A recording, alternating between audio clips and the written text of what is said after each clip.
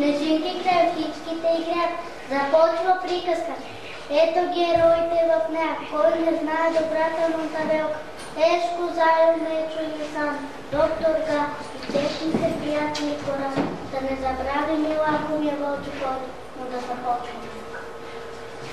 Ох, вече нямам никакво търпение за коледното забавление. Приготвих чудна ягодова пита, мозайко и лиско, къде ли се скитат? Брече сняг затрупал елите, остудни как замръзнаха бодлите. О, здрасти, мила Монтавелки, привети горска парагавелки. Здравей, здравей, съседе мил, гледам, нещо си се подмладил. Откакто се отказах от пушене опасно, чувствам се просто, отлично, прекрасно. Ох, щях да забравя. Ето виж, нося ти вкусен ябълков сладкиш. Браво, Ешко, моите поздравления.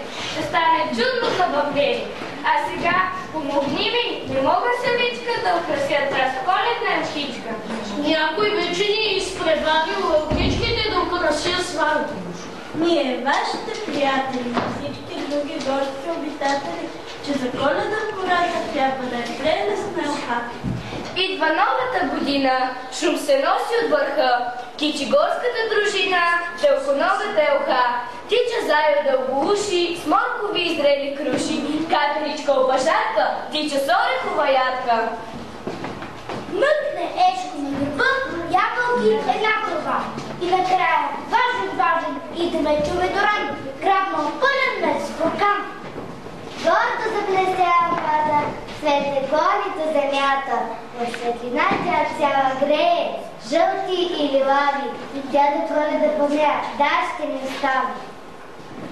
Хей, тук някой лисва, зайчето страхливо се е скрило, влизат зайци.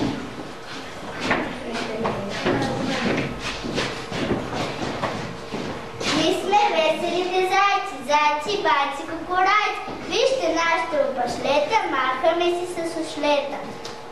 Зайската ни дружина е направила патина. Вижте, тропаме си с крачета и махаме се с ушлета.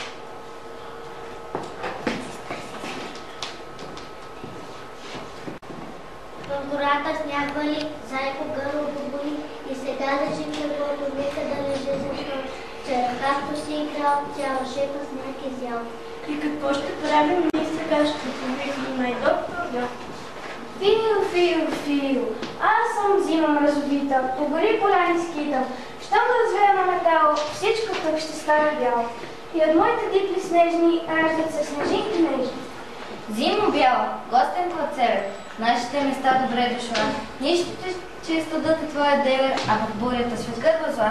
Ние сме млади, здрави и калени, стегнали сме ски, кънки и шени, дай ни само ясни студени и високи снежни планини. А какво стана с зайченцето лечение, нека чуем докторското назначение. Аз 7 висулки изплаках на крак и сладко похапнах от преспата сняг, но после ме втреси, кой знае защо, макар че си имах шал и палто. Да гълта зайко с билин, да пие топъл ликов чай, болестта му ще отмине. Ала кажете му да знае, че този, който лапа лед и сняг, от гърло ще е болен пак. Аз пък искам да попитам, кой направи коледната пита? Май забравили сме всички. Не може Коледа без пита с парички. И без много да се бавя, аз коледна пита ще направя. А вие, момичета, момчета, бързо това напълнете. В кое време на ловата поляна пристигне чак отвъд Балкана? Вълчо, лакомит прочут. Ау, гладен съм. Какво да хрусна? Мирише вкусно. Ще бъда тих, почти невидим. И ето Вълчо грабна турбата и бързо се скрива в гората. Помощ! Турбата с пичките я няма.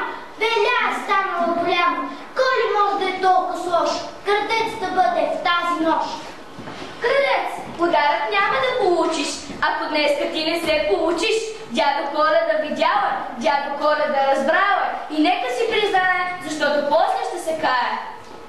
Ама чакайте, аз на шега поставих чувала за тази врата.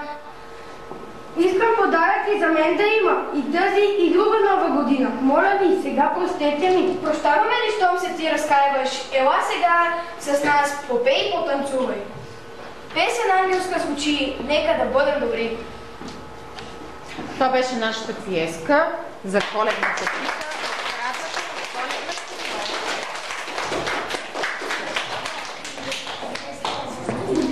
Хареса ли ви? Да!